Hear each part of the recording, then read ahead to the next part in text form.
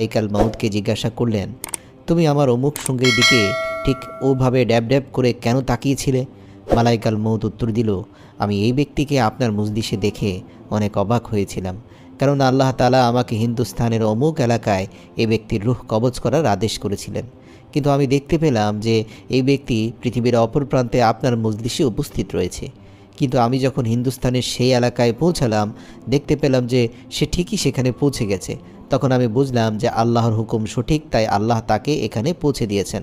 আর এই যে আমার হাতে আপনি দেখতে পাচ্ছেন, এটা হচ্ছে তার রূহ। হজরত হাসান আল বসরি রহমতুল্লাহ আলাইহি বলেন, মালাইকাল মাউত প্রতিদিন 3 বার প্রত্যেকটি ঘরে তল্লাশি চালায় এবং প্রত্যেক ওই সব ব্যক্তির রূহ কবজ করে যাদের রিজিক শেষ হয়ে গিয়েছে এবং যাদের হায়াত শেষ হয়ে গিয়েছে। তার মৃত্যুর পর যখন তার পরিবারের লোকেরা কান্নাকাটি করে, তখন মালাইকাল মাউত বলে, এই ব্যক্তির হায়াত ফুরিয়ে গিয়েছে, যেদিন তোমাদের হায়াতও ফুরিয়ে যাবে সেদিন তোমাদের রূহও কবজ করতে আসবো আমি। হজরত ইব্রাহিম আলাইহিস সালাম একবার হজরত মালাইকাল মাউতকে প্রশ্ন করলেন, যুদ্ধের ময়দানে শত শত হাজার হাজার মানুষের রূহ তুমি একসাথে কিভাবে কবজ করো? এছাড়াও পৃথিবীর বিভিন্ন প্রান্তে মহামারী ছড়িয়ে পড়ে, এছাড়াও বড় ধরনের কোনো বিপর্যয় একসাথে কোটি কোটি মানুষ মারা যেতে পারে, সে সময় তুমি কিভাবে সবার রূহ কবজ করো? মালাইকাল মাউত উত্তর দিল, আমি আল্লাহ তাআলার হুকুমে তাদের সমস্ত রূহকে ডাক দেই।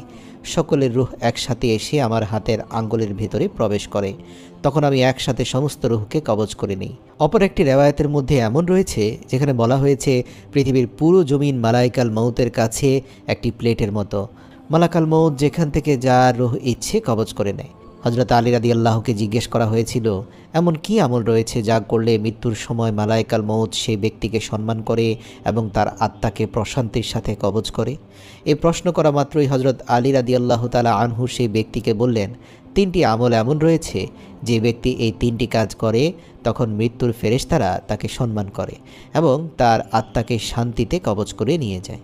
প্রথমত আমল হচ্ছে, যদি কোনো সন্তান জীবদ্দশায় তার বাবা মায়ের খেদমত করে, তাদেরকে সম্মান করে। দ্বিতীয় আমল হচ্ছে, যদি কোনো ব্যক্তি তার জীবদ্দশায় নিজের হাত এবং জবান দ্বারা আল্লাহ তাআলার কোনো মাখলুককে কোনো প্রকার কষ্ট না দেয়, আল্লাহর মাখলুকের সেবা করে। তৃতীয় আমলটি হচ্ছে, সেই ব্যক্তি তার জীবদ্দশায় আল্লাহর রাসূল সাল্লাল্লাহু আলাইহি ওয়াসাল্লাম এবং তার আহলে বাইত অর্থাৎ তার পরিবার এবং বংশের লোকদের প্রতি অন্তরে ভালোবাসা পোষণ করবে। মনে রাখবে, যে ব্যক্তি জীবনে এই 3টি আমল করবে, মৃত্যুর সময় তার রূহ অনেক সহজে কবজ করা হবে। মৃত্যুর সময় তার যন্ত্রণা অনেক কম হবে এবং মৃত্যুর ফেরেশতারা তাকে অনেক সম্মান করবে। প্রিয় দর্শক, আল্লাহ তাআলা প্রতিটি মাখলুকের জন্য মৃত্যুর সময় এবং স্থান নির্ধারণ করেই রেখেছেন এবং মৃত্যু এমনই একটি বাস্তবতা যে পৃথিবীর কোনো ব্যক্তি, সে মুমিন হোক বা কাফির হোক, প্রত্যেকেই মৃত্যুকে বিশ্বাস করে। এই পৃথিবীতে সৃষ্টিকর্তা বা মহান আল্লাহ তাআলায় বিশ্বাসী হতে পারে, অবিশ্বাসী হতে পারে, কিন্তু মৃত্যুতে বিশ্বাসী নয় এমন ব্যক্তি আপনি একজনও খুঁজে পাবেন না। আর যদি কেউ মৃত্যু সম্পর্কে কোনো সন্দেহ করে, তাকে পৃথিবীর প্রত্যেকটি